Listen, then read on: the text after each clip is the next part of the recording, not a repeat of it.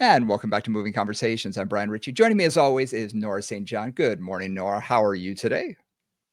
I'm very well, Brian. It's been beautiful weather here. We've had the best summer ever here in Sacramento. It just has not been that hot. Spent yesterday doing a lot of woodworking outside, which was just quite delightful. So I'm doing well. How about yourself? Nice. Yeah, we actually had a respite from all the heat, so that's very nice. And things have cooled down. It's going to be that way for a little bit.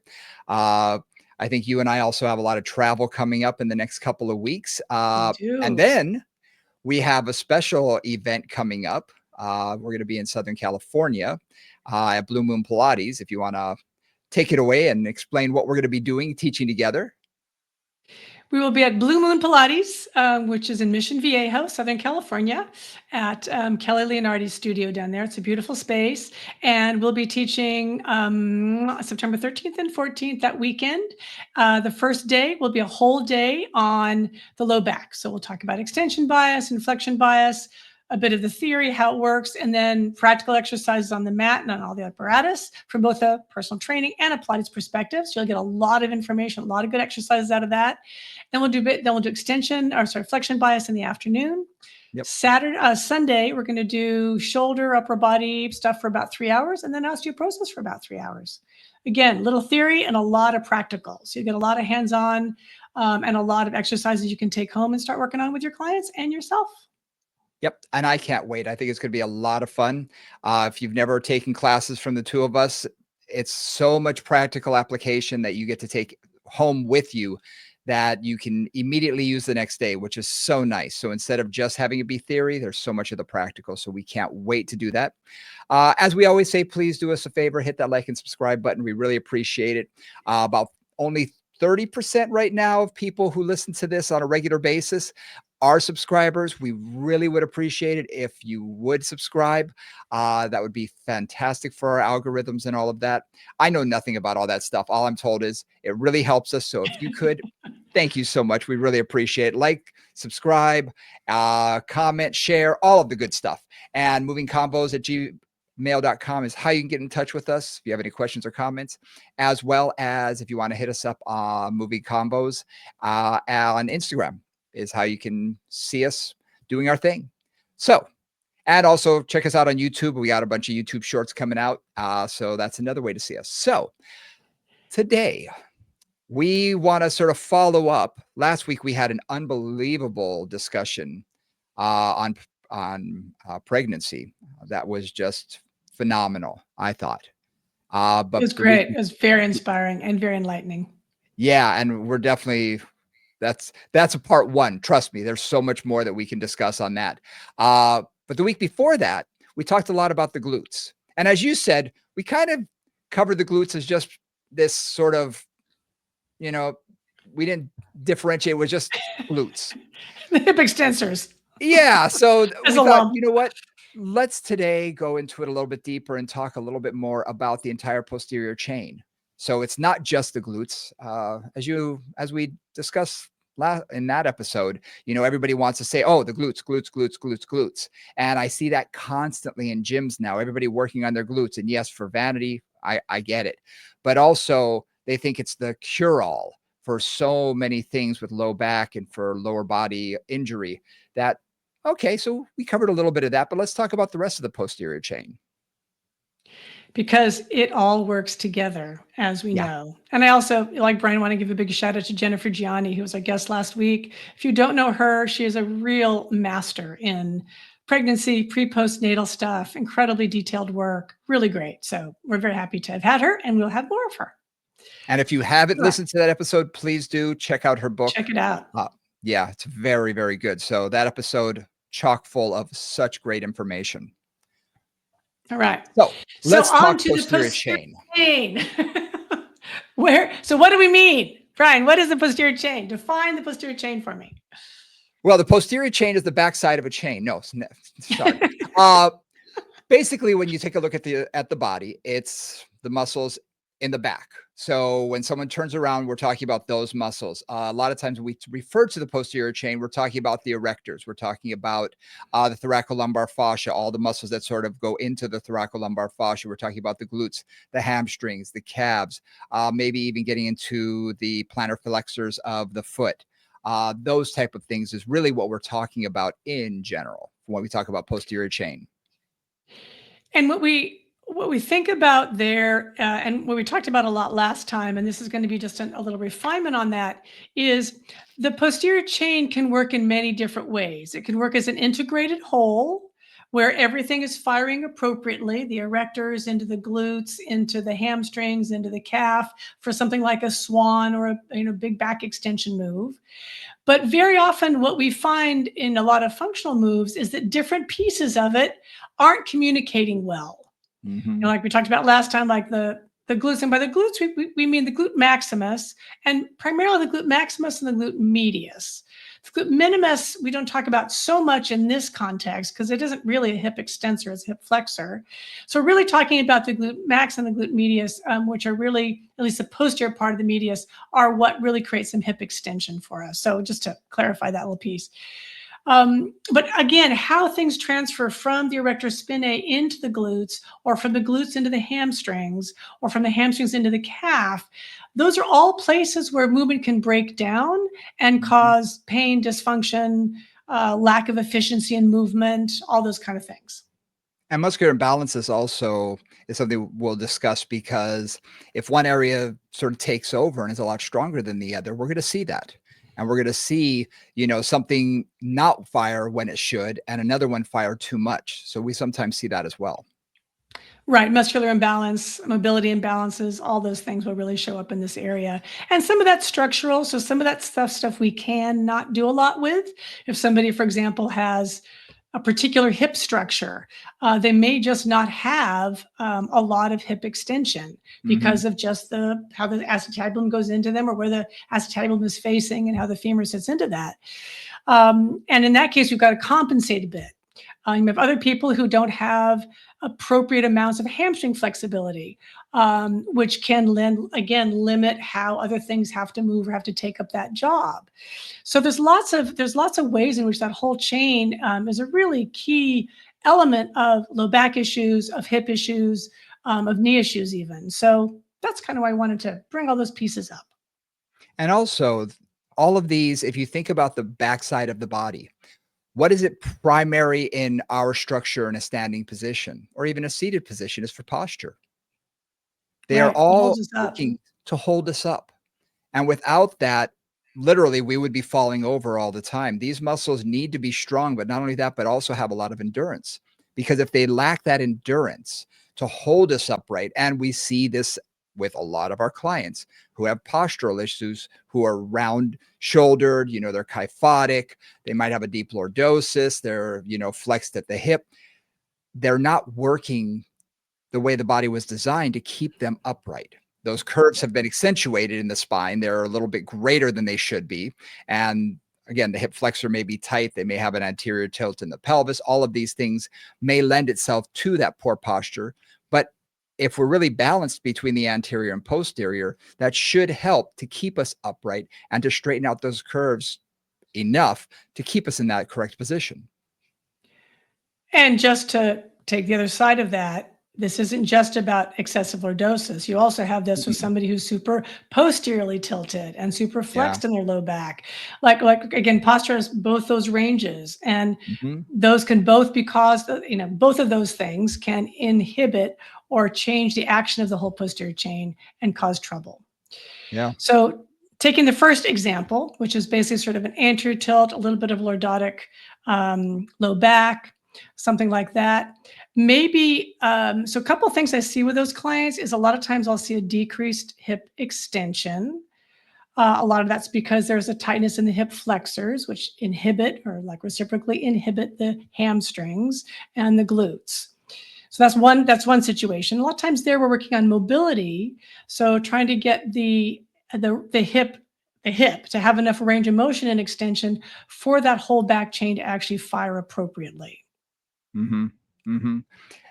too often when we talk about anterior pelvic tilt too, people want to attack the anterior portion of it and they want to just stretch the hip flexors. That becomes sort of the initial thing for what I hear oftentimes, coming from physical therapists is you got to stretch those hip flexors. And I'm not saying they're not tight, but there's other components to this, not just let's stretch out the hip flexors because that doesn't From a solve back, everything. it does, and it also that can be a long process. I mean, Mhm. Takes changing time. somebody's habitual posture there and even loosening up the hip flexors, I've never found that to be a quick and dirty solution to anything. Mm-mm. Right. I find the hip flexors tend to be on the short. If they're on the short side for somebody, they're on the short side for that person. And it is really, it takes consistency and time to really change that range of motion through just loosening up the hip flexors. Okay, Has I, that been I your want to, experience too? Yeah. yeah, and I'm going to take a slight detour, and I just want to know your opinion on this. Strengthening versus lengthening. I've always found that it's almost easier to activate and strengthen a muscle and get something stronger than it is to create a permanent change in length by stretching. Absolutely. If Yes. because Yeah. Yeah. Yeah. tight Absolutely. hamstrings, tight hip flexors, they take a long period of time to do that. Whereas if I get someone who, especially who has not been doing any weight training whatsoever, fairly sedentary, I can get them to gain strength. I can activate the muscle and get them to gain strength fairly quickly. Yeah. And within 6 months, they've gained a significant amount of strength. Whereas lengthening takes a long time. It's not Yeah. something that No, I happens think overnight. no, no, no. And even in somebody who really hasn't ever, like they've never addressed that area, but you start off Mhm. with that. It takes consistency too. It's like you have to Mhm. address that mobility limitation, I think a minimum of 3 times a week. If Oh, yeah. it's, every day, a lot of times with some of my clients with really tight hamstrings, really tight hip flexors, I suggest every day. And I will see changes. Mhm. But those changes 2 months, 1 month, Yeah. 2 months, Takes 3 time. months. Yeah, it's not the strength will like whoosh, go like this in those 3 months, and mobility will kinda go, "Yeah, I'm better." Right? I'm just It's thinking just a very different curve. it's a It's a very lot different flatter curve, curve. a Yeah, lot flatter, yeah, and those are microscopic changes. You and I will see yeah. them as instructors. We'll see a change because how many times have I been stretching someone's hamstrings, for instance, and I'll see that they've gone from 60 degrees to 65 degrees or 70 degrees in the last 6 months. But all they feel is, "Oh my gosh, it hurts every time you do it." They don't see that there's been a Right, change. right. But I say, "Oh my gosh, in 6 months, you've increased 10 degrees. That's pretty significant." To them, it's like, "Well, my I can't kick my leg over my head." So they don't see that as much as, "Oh, I went from 5 pounds to 10 pounds." That's a little bit more objective in their head. It's more, boom, I can see it. I can see the Well, change. you can see the change, you can feel the change because 'cause you're lifting up something different, right? Or you're moving Yes, something different, or you have more springs on if in the reformer, for example. But with mobility, the other challenge too is that with mobility, you tend to, push to the same sensation every time. exactly, that end Right, if feel. I'm stretching my hamstrings, I'm stretching them to that feeling of I'm stretching every time, and that sensation doesn't necessarily change even if my Yeah, range of motion gets better. yep. Right. I may notice that functionally or certain exercises are easier once I get the mobility. But if I'm just actively stretching, like that feels, I feel that, and I'm going to keep feeling that no matter how far I go, as Where long I as I'm at go, the yeah, stretch range. yep. So that's part of it too. Is the sensation is really different there.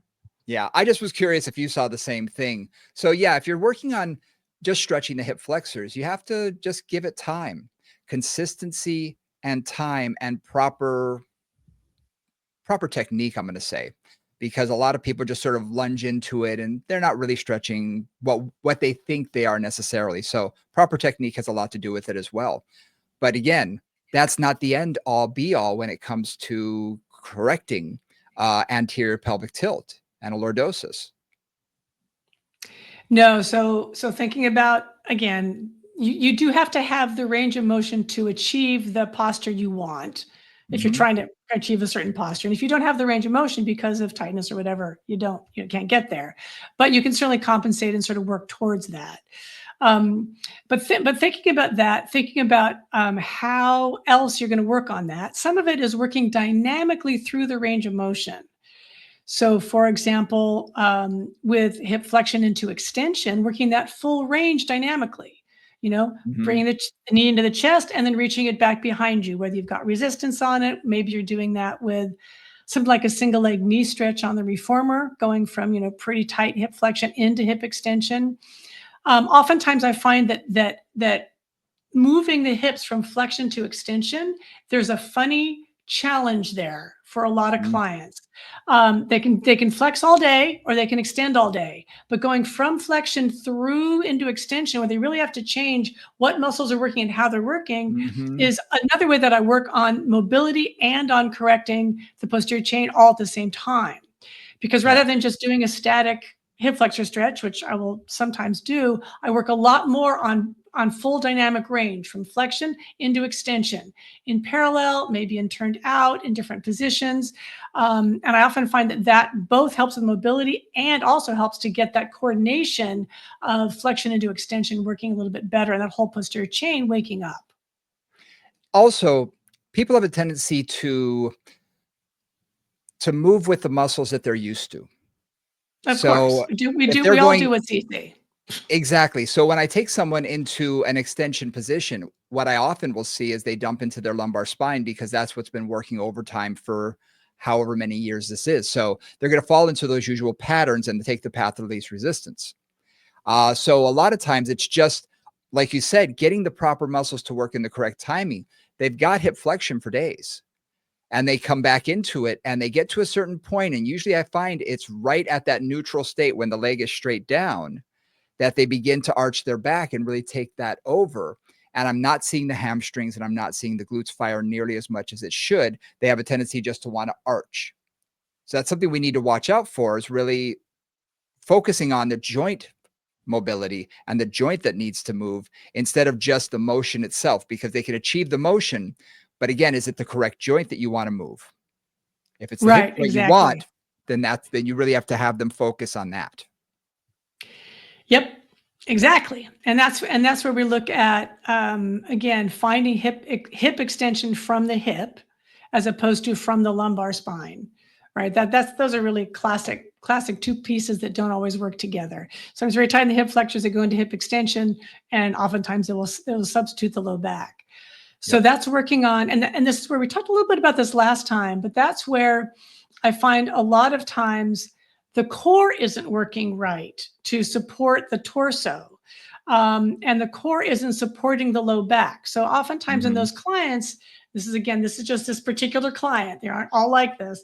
Um, but what I see with that is there's a tension in the erectors. The low back is being used for extension all the time. And oftentimes the abdominals are not very active. They're not able to really bring that abdominal connection in and neutralize that excessive Mhm. lordosis.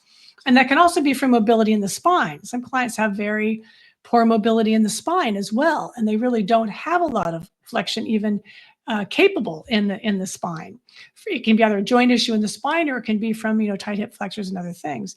But that's another way to like kind of work on that, is how do I get that low back to kind of come into a better position or stay stable as I'm working the hip extensors to take the work out of the lumbar extensors and into the hip extensors. And I think a good place that I will move people toward is getting them to do that, focusing on their core, focusing on whatever the weak link is. Because again, we're talking about a kinetic chain here. We're talking about the posterior chain. So when you're looking at the chain, as they go into extension, are they dumping into their low back? Well, to me, that would be the weak link in that chain. So now I need to make sure their core is firing enough to keep their pelvis stable enough so that their hip can move dynamically through its own range of motion and be able to work through flexion and extension. Whereas if that's not their weak link, which sometimes they may have a spine that's just way too mobile and they'll be going from super flexion to super extension anyway. So then they need to focus on that. Other times they have too much hip extension or too much hip flexion. And then that's what we need to focus on. So getting them to really cue in on what they need to be aware of holding in place when we're trying to move. And I hate to even use the word holding in place, but dynamically stabilize that area while you're moving another area around. When you're working on mobility of the hip, to be able to stay, keep some dynamic stability of or dynamic control of that pelvis and of the lumbar spine. So becoming aware of that area, I think, is vitally important. And this brings up a really key thing here. We talked about it a bit last time, but just to bring it up a little more clearly, there are, again, as with any issue like this, there are kind of two primary patterns. One is excessive tightness and limited range Mhm. of motion, right? In the hip flexors, in the low back, and wherever it is, it's happening. The other one is hypermobility. So, in other words, excessive range of motion in the lumbar. So, a client has more options in terms of where they can be. And I don't mean technically hypermobile. Okay, so let me be really clear on that. I'm just talking about basically people who have more mobility. If somebody is working on stiffness, that is not an easier place. It takes a long time to change that, but basically I can make slow progress towards, okay, I'm getting a little more range, a little more range, a little more range, and work through it. When somebody is super loosey goosey and everything can be anywhere, then I've got to really work on proprioception, like where am I in Mm. space and how do I hold this together? Because that's another issue with the whole posterior chain is if it isn't working right, it can do a couple things. On the opposite side of the lordosis and the tight hip flexors, I can have somebody who is super posteriorly tilted, very flat in their lumbar spine, very kind of shoved forward with their femurs, and often very short in their hamstrings, because Yep. they're getting that whole stability of the posterior chain from that hamstring tightness, holding things together from the back. The glutes are not necessarily working, the erectors are not working, like nothing else is working, but those hamstrings are doing that whole job of holding that stability of the back and holding them upright. So Mhm. again, I wanted to bring in those two different sides because they're very different. And working with them, I work with them both in completely different ways. You have to. I mean, there's no question. The human body, I think, prefers stiffness, prefers to be almost overly stable because it's in a safer position, which is why a lot of times when we're injured, we clamp down. Everything gets super tight and it clamps down. Yeah. When someone is the opposite and has too much mobility, whether it be any joint, that's a lot more difficult sometimes to work with because you really have to establish safe ranges of motion, appropriate ranges of motion for certain things. For instance, in this situation, if they're loosey goosey in their pelvis as well as their lumbar spine, taking them into a lunge position, well, are they going to feel it where we need them to feel? Or are they going to Right. be arching their back too much? Are they going to be going into way too much extension of their hip and back and really not doing what we need it to do? There's so many different things that we have to control and get them aware on. Whereas if someone who's tight, it's like, okay, I'll just restrict their range of motion and slowly over time we'll increase that. It's a little easier. Yeah, it's a little more straightforward, I think. Yeah. It's not easy. It can still take some time, Oh, but yeah. it's more. The other thing too is a stable joint is a happier joint, and Yeah. those of you who come from the yoga or the Pilates, the dance background, like we have such a. We've talked about this earlier. We have such a bias towards mobility, and that's great until it's not. Like mobility that's well supported and strong and balanced is fabulous. Mobility that's just mobility leads to sloppiness in the joints, extra wear and tear, earlier hip replacements, all those kind of things. Mhm. So again, our bias towards mobility is great in some ways, but you really have to balance it with stability and strength and awareness. So Yeah. yeah. Yeah. So when talking about the posterior chain, we're not just talking about them individually. It's really an integration, I find, Yes. which is why I thought this would be a good topic for today, is because when you're just isolating the glutes alone, it's fine. That's one muscle group. Sometimes you need to activate it and get it firing. Ta-da! We talked about that before. But to integrate that with the hamstrings, to integrate the hamstrings with the gastroc, to integrate the glutes with the erector spinae all the way up. Because again, a lot of people have a tendency to think just lumbar spine. Well, no, we have our thoracic, we have it through the cervical, we have the whole thing. And then if we want to talk about even the shoulder and the scapula, that can even, lend itself to part of that. So there's a lot more to it. And getting it integrated really is what's going to give better quality of movement. Right. So let's talk a little bit about that. One of the things I think about is so thinking about the erector spinae and how those connect into that back chain. Um, Something that I play with a lot is just having people understand when the erectors are firing and when they're not. So if somebody's standing up, for example, they're just standing up and they're standing there. For most people, there is some tone in those erectors just to Mhm. keep them standing upright. Now, some clients you'll feel and it's like those erectors are working really hard. And sometimes it's kind of, they're a little more squishy.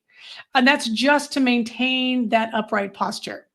So very Mhm. often with a client, have them put their hands on those big muscle bands on either side of kind of their waist area and just tilt forward and tilt back, or even tilt side to side or make little circles and feel how those erectors are responding to those changes in balance, right? To those changes in weight shift, for example, because the erectors will start to respond to that. And one of the things that I work on a lot with my low back clients is balanced work through the erectors, that they're not overworking, they're not underworking, and they're working relatively symmetrically on either side. Mm, mhm. So that's, that's kind of one piece of that, because if somebody's overactive there, that does certain things, creating that tension through the whole back chain.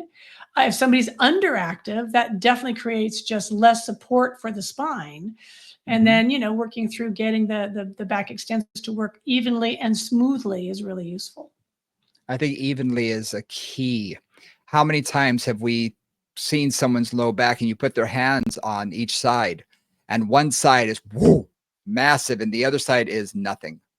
Yeah, it's Exactly. dead. Yeah. It's like a dead Yeah. fish and you're feeling it going, "Why is this Yeah. side not working?" But the other side is clamped down, and some of those clients, you'll even see the beginnings of or continued, functional scoliosis where the bigger side is actually pulling that side into a little bit of side flexion, and the rest of the Yeah. spine has to compensate. So we see that sometimes, and that really can be a trick to stretch out, to get balanced again between right and left, because if you everyone wants to put them into extension work, but guess what? The side that's already working is just going to keep working.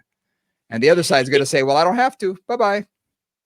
Right. And one of the things that I know you and I do a lot of work with is asymmetrical movement.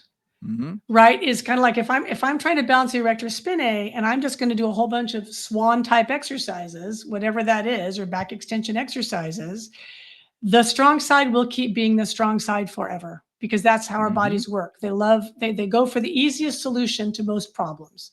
Oh, I've got Yep. to lift up. Okay, my strong side's going to take over. I'm done. So playing with things like, for me with back extension, I do a bunch of things. One is supporting one leg, for example. So if I want to increase that whole back chain, I might have them really think about extending through, let's say, their left leg, whether the leg is straight or not, depending what exercise you're doing, but extend through the left hip to try to activate more through those left erector spinae, and Yep. not do the same thing on the right. This is getting a little wacky, guys, but basically trying to find ways to activate those less active areas. Hmm. I've had really good. I can think of two clients particularly that's all I worked on for their low back pain. One was a carpenter, a right-handed carpenter, Mm-hmm. whose right erector spinae were like "Woof," and left were like "Bleh." And we just worked on getting the left to fire. That's all we did for like about 6 weeks, and his back pain went way down, and his comfort level went way up. But we did it by all these weird asymmetrical moves. Lift just your left arm, lift just your, Yep. your left leg. I'm going to put some pressure down here, feel that isometric all the way up through the chain. Did lots of different funny things to try to get that side to fire. And how you could create this on your own is it's going to require you to put your hands on the client, is as they're doing certain movements, change their foot position, stagger their foot, 1 foot forward, one back, put your hand on it. Is it firing? Is it not? Change the position, put your hand on it again. Maybe it's a type of rowing exercise where they're pulling something to them Mm. or pushing away or pulling something from the side or change the angle a little bit. A lot of it's going to be investigative on your part to see what Yeah. makes it fire fastest. I'll Yes. like to do something like I'll put a weight in their hands, a small medicine ball, or even like a soccer ball or something, and have them do figure eights in front of their body and take it to the sides of their body. And what I'll see is as they're doing that, their erector, one side will fire, then the other side will fire. Well, when I can feel the side that I need firing stronger, I'll just have them continue to do that side to wake it up. The other side's working a little bit, but I find what is going to work it the most and focus on that side to keep it awake, keep it alive, keep it firing to remind it, hey, you got a job to do here too. So it's a lot of investigative work on your part. And it takes you got to do tactile feedback unless they're or shirtless or Absolutely. wearing like a sports bra or something, because you really can't see this. You got to feel it. Yeah. And it's not a lot of tactile work, but you've got to like go, okay, what is happening with those muscles? And then what I do, it sounds like what you do too, is like I find the one or two things that really activate that, and it's Yeah. different for every client, or there's a lot of variations on how that works. And then I have them do that every day. I give them something really simple Mhm. they can do every day. Maybe it's standing on their right leg when they brush their teeth, something simple. Yep. Um, or lifting up, like holding a weight in their right arm while they're doing something, just something to kind of get that to fire. And then I will have them also come in and we do that before we do all the other exercises. So I try to wake it up first. Then we'll do arm work and footwork and, back work and all the other things we do, trying to Yep. keep it awake through everything. That's kind of the Yep. plan. Yeah. Absolutely. Activate it. Then once it's woken up, but I will say this, don't overload it. You want to No, wake it up, it's but it's don't it it's fatigue it's it. a good morning. It's give them their first cup of coffee. You're not having Yes, them run a exactly. marathon, right? Just like wake them up, give them their first cup of coffee, and then see if you can just keep that going, keep participating basically in the other exercises you're doing. Yeah, absolutely. Because once you wake that up, then it's like, oh, okay, we got this. And they'll help out. Are they going to be working as strong as the other side? Probably not. But at least they've woken up. They're starting to help out. Then I will try and find some unilateral moves. For instance, sort of a side plankish sort of thing, or an Mhm. overhead where I'm being pulled from the side just to get that side firing a little stronger. And I may do 3 sets on one side, 1 set on the other, because the other side's already Yeah. fairly strong. But I don't want to create an over imbalance either. So I try and make sure I do both sides, but I'll just increase the one side a little bit more, and just to try and get it a little bit stronger. But I'm going to say this, I've gotten people incredibly functionally that they're the same from a functional standpoint and a strength standpoint. And I still have one side that's still a little bit more hypertrophy than the other. Oh, And that, yeah. because that's years and years. You talked about, Yeah. baseball pitcher throwing for years, or a carpenter, or a mechanic who's just used their, one side for their body for so many years. That side's Or pretty much some going to be over hypertrophied forever. Yeah, or somebody who's right-handed, or who even Yeah, has a desk job where they're mousing with they're like their rotated. posture is posture. Yep, They always sleep on their right side. Like all kinds of things that we do every day create that. Yeah, and me yep, too. It's like, but what I found for actually the three clients I'm thinking of is even just getting that other side to fire a little bit. Like it didn't actually take a lot to take a lot of yeah, stress off their back. So yes, yeah, I mean, getting to full balance probably would have taken years. yep. But just getting that side to fire and helping them to understand how to fire it, like that made a huge difference just all by itself. So it was really And nice. when we're talking about balancing that out, we can also talk about balancing out the hamstrings, because not Yes. only are we talking right to left, we're also talking medial to lateral, because think about your lumbar spine is pretty, straightforward. You got one on the right, you got one on the left. Boom, you can see that.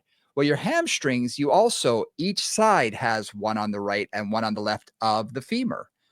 Yep. And it's not as apparent unless you have someone who's very lean and very muscular. It's hard to sort of see visually just from the bellies of the muscle, which side is firing stronger. Sometimes you have to do it like we talked last time about visual cues. Is their toes turned out? Is it turned in?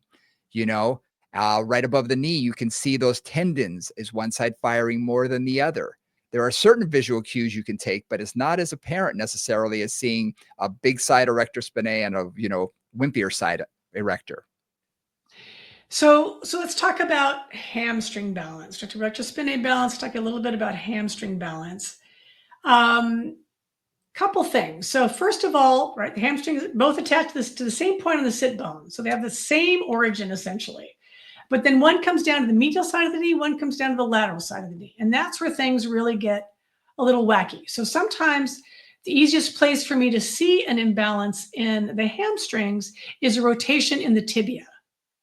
Mhm. Because the lateral hamstring is going to laterally rotate the tibia relative to the femur, more or less, and a dominant medial hamstring will often medially rotate the tibia relative to the femur, relatively. Now, that's just one way to look at it. Mhm. In America, in our society, most of the people that I work with are lateral hamstring dominant. Yes.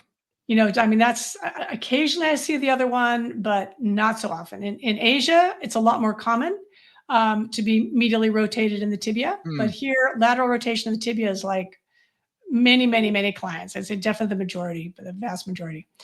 So, and we talked about this last time, but like the test I often do is prone, just having a client from a prone position bend their knee and notice what happens to their foot. For most Mhm. clients, their foot turns out. And trying to keep that even just in that exercise, if they can see themselves in a mirror, for example, let's say they're doing single leg kicks in prone on the mat, and they can look and they can see, oh, trying to just keep that heel straight and keep that foot straight will immediately activate that medial hamstring. Mhm.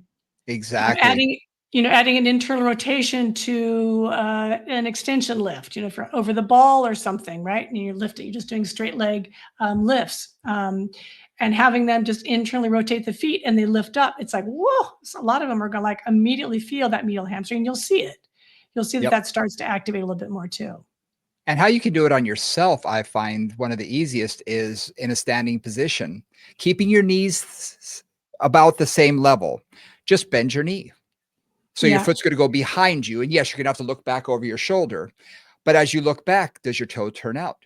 If you have good yeah, proprioception, as soon as you take that foot back, you're gonna say, "Oh, yeah, it does it's turned out."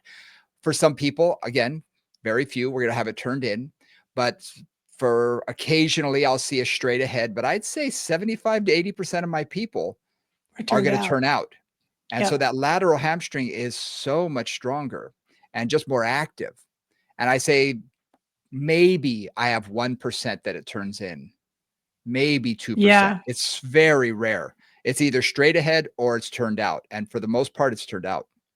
Yep, I agree. And sometimes clients can turn it straight and sometimes they can't. Because sometimes there's also just a joint structure issue in terms Yeah, of just tibial torsion, or there's tibial torsion in a bone, like a twist of the tibia that leads to some of that lateral rotation as well. One other thing that I sometimes play with is if you're sitting, some of you may be sitting now, I put my I love hands this. just behind my knee, and you can feel a big chunk of tendon on the right side or the medial side, and a big chunk of tendon on the lateral side. And if I internally rotate my foot, my tibia, basically, I'm going to feel that medial hamstring pop up. And if I laterally rotate, I'm going to feel that lateral hamstring pop up because the outside, and we're looking at my biceps femoris tendon on the inside, kind of semimembranosus and semitendinosus working together. And sometimes Yep. you'll feel like when somebody does that, like I've had clients who have absolutely no connection on that medial side at all. I was just It's like saying. it's I'm just just thinking that. mush. Yep, Yeah, yep. yeah. I So that's another sign. It's like, oh, they got nothing. Like, and either they yep. can't medially rotate their tibia because those muscles are so inactivated, or there's no activation, in your fingers. Yeah, I've had a number of students when I've taught big classes and I teach that move just to see how many people I'll say, turn your toes out. How many of you feel that tendon? Every hand goes up. Now Yeah, medially rotate. How many of you feel it? And you see about half the class's hand goes up and the rest are going, what do you mean? And it's like, yeah, yeah, there should be something there. There really right. should be something It's not there. that subtle when it's working. So if you don't Yes. feel it, it's not working. Like, Yeah, yeah, yeah. exactly. So then we just think about like what does that do? So if I often think about bodies as being kind of posterior chain dominant or anterior chain dominant, and that's Mhm, that's a very rough concept. But very often we are laterally rotated. Our tibias are laterally rotated. Our lateral legs are working a little bit harder. Oftentimes our glutes are not working in spite of all that. mhm, Right, and then maybe our back muscles are working and our front body isn't going. But again, balancing that out, number one, and really importantly, changes the forces that go through the knee. mhm. So if you've got a client Yes, with a knee issue and their hamstrings are that imbalanced, just think about what that's constantly doing in terms of a torque on the knee. every step. So, every step, every run, every walk, every going upstairs, like all of those are going to be this constant kind of twisting and torquing of that tibia on the femur. So Yep. working on getting that medial lateral hamstring balance is useful. And a little like the erectors, it doesn't take much to wake those up. Nope. I mean, one of my favorite things, and this is an exercise that I have been doing for years, and so it can be called many different things. I have a little mechanic stool that I put people on, and we have a long hallway. And I just have them sitting low. So they're low to the ground, they're below 90 degrees, and they just walk down the hall using their hamstrings to pull them. Pulling, right? Pulling them, yeah, pull themselves Pulling, forward. pulling, pulling every repetition. I mean, and we got a very long hallway. I can tell you, I'm the only person that ever made it all the way down the hall. And it's because I wouldn't stop. It was burning like you wouldn't believe, but I had to be able to tell a client that I could do it. But I went down and I noticed that about halfway there, my feet naturally began to turn out. It's because They're my finding something. Give me whatever something. they Give me could. help. Yeah. And now I'm really focusing when I work with clients to balance these out. So I'll tell them, keep your feet straight ahead, keep them straight ahead. I don't overcorrect because I find when I do that, they have a tendency to get a little in the knee, and I don't want to do It can that. get irritating. No, It you gets don't real overcorrect, but irritated. just think about keeping it straighter than you naturally would, which might be here to here, may not be Exactly. here, right? It might be just if this is where you want to be, just bring it in. I say 5 degrees. I make up a number, but just bring it in just a touch. Just bring it in as much as you can. That's still comfortable. Well, I've told you this story before. The first Pilates instructor I ever had, she put me on the reformer to do footwork. And she said, put your feet parallel.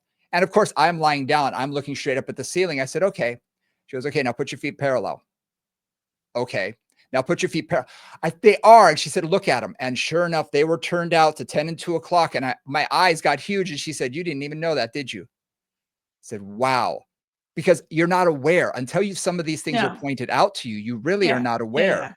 And Yeah. I was able to correct that over, a session or two. Is more of an awareness and really focusing on that. But that really was an eye-opening experience for me, and it has been for my clients doing it either on the reformer or even doing bridges, having them Yeah. do, hamstring curls on the ball. Every one of them turn their toes out, so I'll have them put their toes together, and suddenly they can't do it. Balancing that out is very important.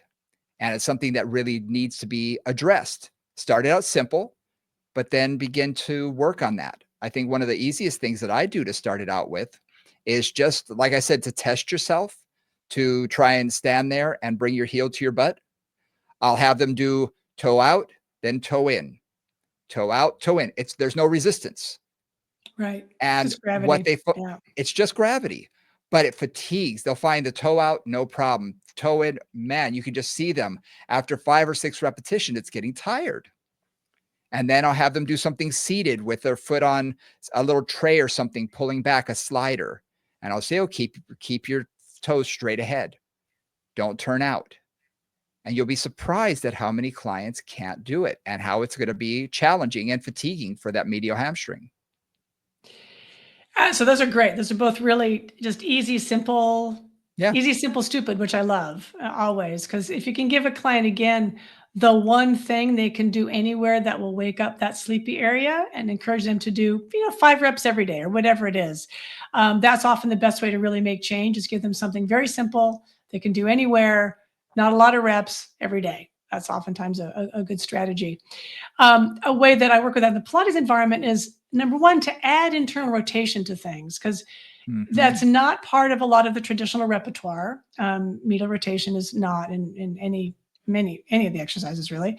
And I'll do it in simple ways. So in footwork, I'll have people, and a lot of times, so Brian pointed out that many people are just naturally laterally rotating their lower leg, right? And to bring them even to parallel is a challenge. And if I've got somebody who really does have that tibial torsion, I'll say, okay, just bring it in a hair. So Yeah. keep the hip to the knee aligned. And this is the other key thing on that particular cue. Keep the hip to the knee aligned and bring the foot in just as much as you can, maintaining the hip and knee alignment. If you overcorrect that, usually their knees knock in their footwork, right? And that's not what you're looking for this purposes. So that's one thing, is just finding that. And sometimes I'll actually have them turn in if they've got that capability. And I might have them with the heels wide at the foot bar, just bring the toes in and then push back and forth, really an internal rotation. Most clients can do it fairly comfortably. I've got to really watch the ankles, that they're not doing weird things, keep the hip and the knee and the ankle aligned. But that's a really simple way to do that. Same thing with bridging. So with a Mhm. bridge on the reformer, I might have them just hold something between their big toe joints. Like I'll put a ball or a box or something between the feet. So they're not even internally rotated. They're just putting some pressure towards medial rotation because they may be parallel, but just pushing into the big toe joint. And that will really activate that medial hamstring pretty Mhm. immediately. The other one that's actually simpler and not so uncomfortable is to have people do internal rotation in any feed-in straps, whether it's on the Cadillac or on the reformer. Just, turn out, turn in, and really work on that internal rotation with a straight leg. Because we do a lot of hamstring work for that balance with a bent knee, which is great. But sometimes I like to do it with a straight leg as well. And that's my place to do it with a straight leg. Yeah. This reminds me on the reformer, one of the things that I'll do with some people is have them just sit on the foot bar and take the carriage off. I mean, take all the weight off the carriage and put one Yeah. foot on the carriage or both feet on the carriage, whichever one. And push it Normally out, one foot. pull it back. Push it out, pull it back, foot straight, foot straight, foot straight. And you'd be surprised at how fatiguing, because the weight of the carriage isn't that much and it has very little resistance. But after 10 or 15 repetitions of pulling that in from a fully extended knee position, you'd be surprised at how many people think, oh my gosh, it's burning already. And again, Yeah, keep that it foot doesn't take a straight lot. up. Yep, Yeah. yep, So that's something nice. just to think about. That it's pretty simple. It's pretty simple. Yeah, and all those things are things you can add into again, I think about, Brian and I often work individually, so we have more leeway Yeah. to play with crazy stuff. But all these things are things you can add into a group class. I mean, just add internal rotation into a group class, or add that foot position, or add a little something between the toes. All those things are simple to add in a group class too. So those of you who are working with those clients, knowing that that's a really common imbalance, that medial lateral hamstring, just play with stay parallel or even slightly internally rotated. I Um, I I remember doing feet in straps and having, one of my, Pilates instructors here say, "Okay, we're gonna put this one of the yoga blocks between your toes." And I was thinking, "Okay, how hard is this?" First of all, I had a hard time keeping it there. My adductors were fried, but my medial hamstrings were on fire just yeah, doing feet and yeah, strap. I'm thinking, "Oh my gosh." As because she noticed I naturally wanted to turn out. So yep. again, something that should be fairly easy to think about, most people don't. And when it's brought to their attention on how weak that area is, oh my gosh, it can really change. And it made a change in me fairly quickly. And it does. A lot of times you just haven't thought about it. I mean, this is one where I do find that the change is fairly quick. Just waking it up a little bit and things can straighten out, with some alacrity. Mhm. I also I want to really encourage this too. Again, knee issues for sure, Yeah. hip issues also for sure. But if you've got somebody who's an athlete, who's a running, cycling, kind of a triathlete, running, cycling athlete, particularly, like that balance is really important to long-term health in both of those activities. Mhm. I probably said this before. I spend a lot of time watching runners. It's just one of those things because I bike along this American River Trail here in Sacramento, which is fabulous. And there's always people running along the sides of the trail, always. And I'm just like looking at them, and so many are doing that Yeah. little flippy thing, right, with their ankle. And this kind of brings us down to number one, that's a hamstring imbalance for sure. But number two, it's also getting into the calves and a calf imbalance Mhm. also. And that's another place that I see people really lose that connection on that posterior chain is through the balance of the medial and lateral calf. So it's Mhm. another place to kind of think about how we balance it out. And a lot of it is everything we've done is going to work on the calf as well. So I think we've Mhm. we've addressed a lot of the exercises for that And when you think of already. yeah, if you think of the whole posterior chain, I mean, said it when we talked about posture.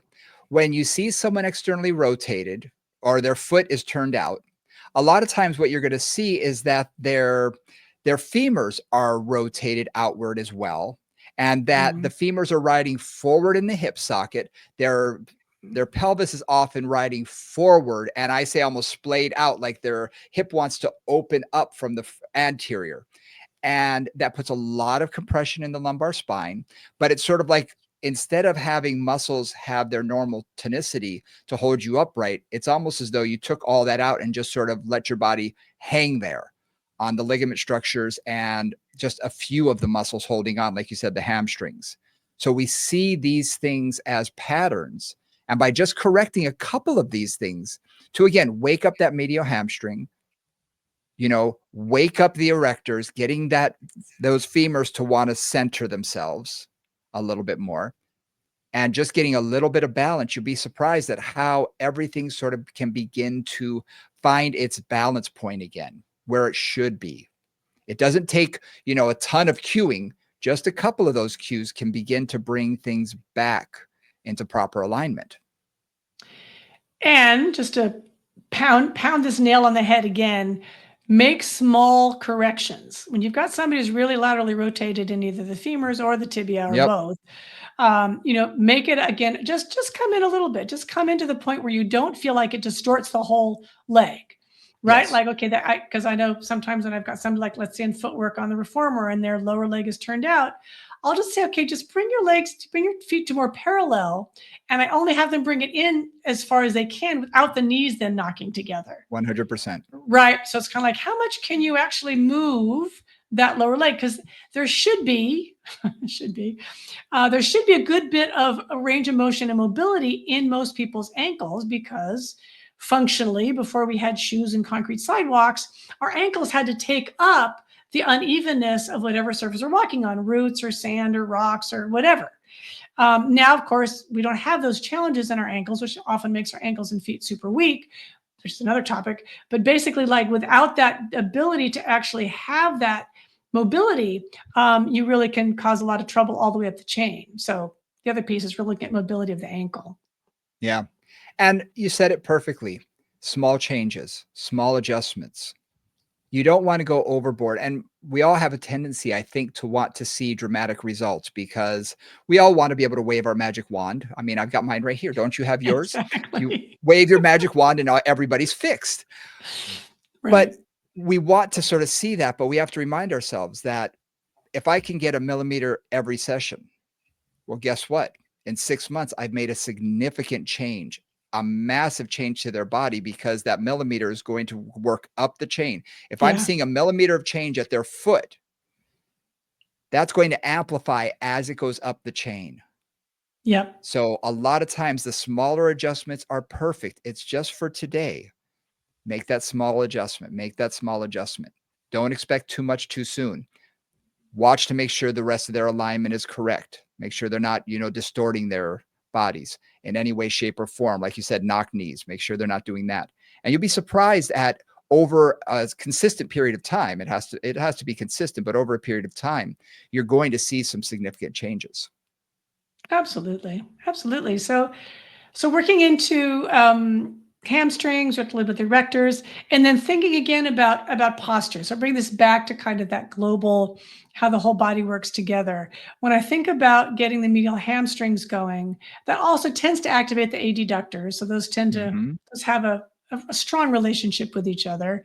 The adductors work on the pelvic floor. The pelvic floor works on the transverse abdominis, right there. So it's like there's also a way in which, when you balance out the hamstrings, you can influence the core all the way up Mhm. into the torso.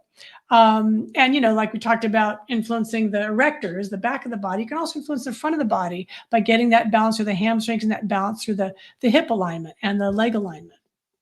Yep. Yep. Absolutely. Absolutely. Now, I think that the only other thing that I want to touch on is, let's work up the body one more spot and talk about the thoracic and going into the cervical a little bit, because that is Mhm. part of the posterior chain. And it's something that I think, especially the thoracic, because we don't tend to think about extension through there. And there are some of us, myself included, that really don't have real true extension. I go from flexion towards neutral, but in a Caucasian body, we don't see a whole lot of extension through, our thoracic spine. Some of us, that we really want to think about focusing on getting those muscles strong and balanced as well. balance from right to left and making sure that they are firing and firing properly. And just to put a finer point on that, because we tend to be right-handed, because we do so much with, our upper body posture is asymmetrical all the time. Hmm. Our lower body posture can be, we can stabilize that, sit on both sit bones, have your legs straight ahead, blah, blah, blah. Upper body, if you're mousing, texting, hanging out at a computer, writing, cooking, chopping, doing like manual labor with like tools, none of that is bilaterally Nope. symmetrical for the most part. And that influences the superficial layers of the back, right? The lats and the trapezius, and some of the other muscles in there, and that'll also influence like, are those erectors firing or not? Brian Yep. mentioned early on the thoracolumbar fascia, right? The lat comes down, connects to the thoracolumbar fascia. The thoracolumbar fascia surrounds our erectors, our lats, even has little connections to our psoas, connections out into our transverse, right? All those pieces, so that those asymmetries feed into the thorax, feed into the erector spinae, feed all the way down the chain. Yep. And that's a whole bigger conversation, is balancing out the upper body, because it takes constant vigilance. Oh, it does. It does. And you said it. We are asymmetrical creatures. So I am big when I work with clients on doing unilateral work, doing Yeah, asymmetrical work. It's yeah, really me too. important because you're going to find one side. I was just working with someone she's in great shape. And we found one side is definitely significantly weaker than the other. One side, no problem. The other side was like, well, and you could see the confusion on her face. Why is this not as strong? Why is And this not happening?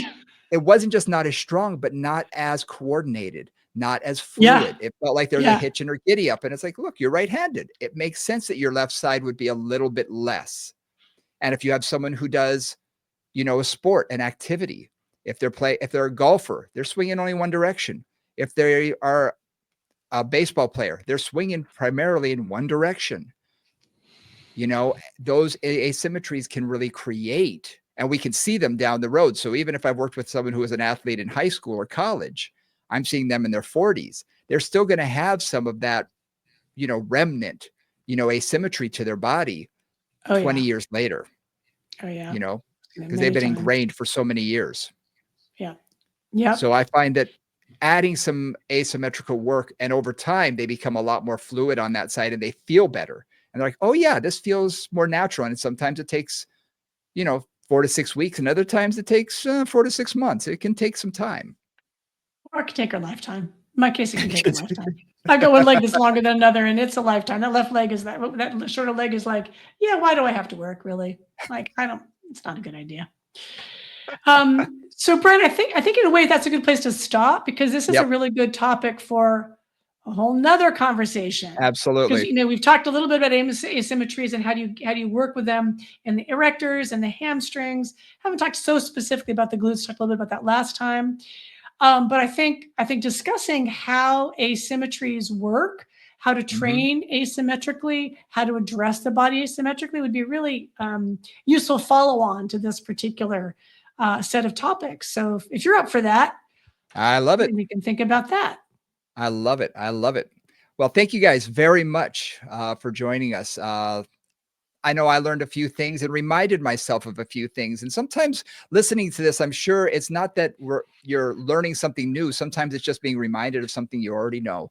And it's like, oh Yep. man, I haven't thought about that for a while. Yeah, on so and so, that's going to work real well. So this may be that. And in talking with Nora, oftentimes I'm reminded and think, oh yeah, that's a good idea. I need to include that in this or that person. So hopefully that this inspired you a little bit. Do us a favor, hit us up. If you have any questions or comments, we really appreciate it on our Gmail account. movingconvos@gmail.com is the best way to get in touch with us. Check us out on Instagram at Moving Convos. Hit that like and subscribe, share, comment, all that kind of good stuff all over our social media. We would really appreciate it. And for Nora St. John, I'm Brian Ritchie. We'll see y'all next time. Bye, guys.